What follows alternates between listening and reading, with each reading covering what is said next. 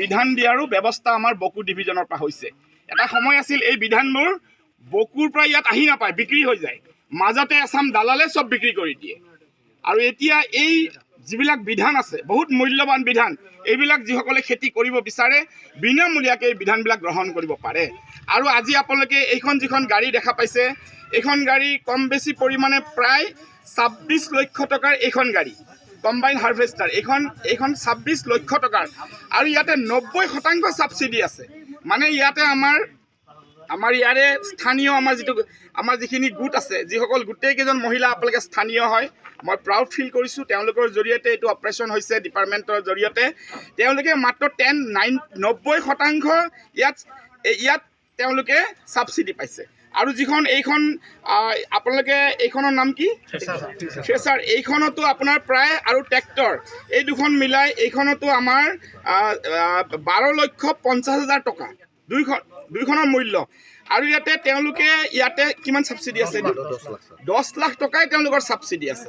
আৰু এনেকুৱা ছাবচিডি বহুত কম পোৱা যায়। আমাৰ গোটেই জিলা লেভেলত আমাৰ সমষ্টিয়ে এইখিনি লাভ কৰিছিলে, আৰু গোটেইখিনি আনি আপোনালোকৰ ইয়াত দিছোঁ। এইকাৰণে যে এটা প্ৰতিযোগিতাৰ মনোভাৱ সৃষ্টি হওক খেতিয়কৰ মাজত, খেতিয়কৰ কাৰণে। আৰু মই অত্যন্ত গৌৰৱান্বিত যে মহিলা কেইগৰাকীয়ে আগবাঢ়ি আহি বাৰম্বাৰ, যেতিয়া মই প্ৰথমে ভাবিছিলোঁ এই গাড়ী লৈ তেওঁলোকে কি কৰিব, গাড়ী লৈ তেওঁলোকে কাম কৰিব নে নকৰিব, তেওঁলোকৰ যিটো উৎসাহ মই দেখা পাইছোঁ যে মহিলাকেইজনী এনেকৈ ওলাই ইমান আহি মোৰ লগত কাজিয়া কৰিছে। আমি ডিষ্ট্ৰিক্ট লেভেলত আমাৰ মিটিং থাকে, মিটিঙত আমি তাৰপৰা আৰু এইটো কাৰণে আমাৰ মাননীয় ডিপাৰ্টমেণ্টৰ মিনিষ্টাৰ ডাঙৰীয়া, ডেপুটি কমিশ্যনাৰ, চিফ মিনিষ্টাৰ প্ৰত্যেককে ধন্যবাদ জনাইছোঁ। আৰু এইখিনি আজি যে দিয়া হৈছে আপোনালোকক আৰু জনাবলৈ বিচাৰিছোঁ।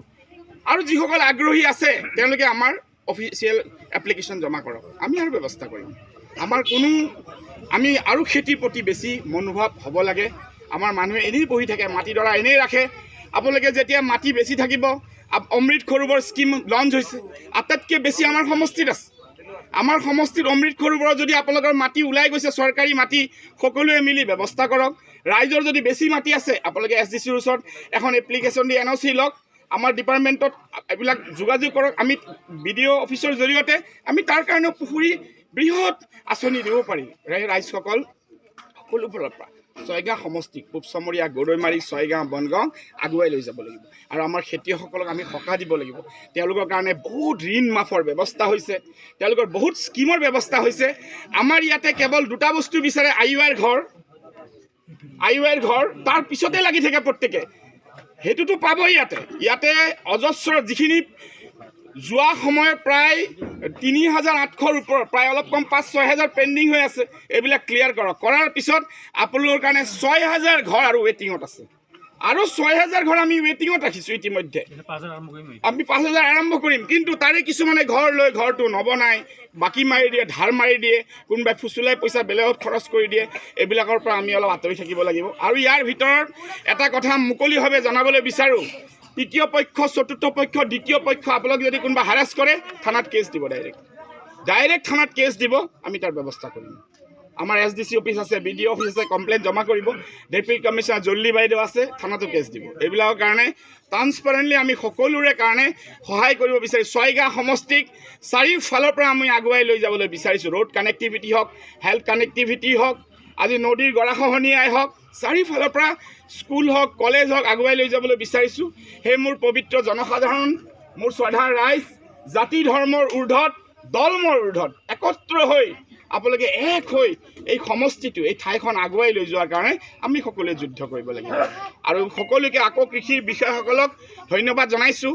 আৰু আমি আশা কৰোঁ কেৱল এই 3খন গাড়ী দিয়ে ক্ষান্ত থাকিলে নহ'ব, এটা কম্পিটিশ্যনৰ মনোভাৱ হোৱাটো মই বিচাৰিছোঁ। কালিৰ পৰাই আমি আৰু অধিক এপ্লিকেশ্যন পাব লাগে, মানুহে ক'ব লাগে আমাক বিনামূলীয়া বিভিন্ন ফচল সাৰ লাগে, বিভিন্ন ধান লাগে, আমাক গাড়ী লাগে। এইবিলাক আমাৰ এটা প্ৰচেছ আছে, নিয়ম আছে, তাৰ মাজেৰে যাব লাগিব। আমি নিশ্চয় সহায় সহযোগিতা আগবঢ়াম। এইখিনি কৈ আকৌ এবাৰ এইখিনি কৰাত যিকেইজনে আমাৰ ইয়াৰ পৰা আমাৰ কেইজনমান ব্যক্তি আছে, তেওঁলোকে যথেষ্ট লাগি থাকে, তেওঁলোকক মই ধন্যবাদ জনাইছোঁ। আৰু ৰাইজে যাতে বেছিকৈ সুবিধা পাব পাৰে, আপোনালোকে যাতে আগুৱাই আহিব পাৰে।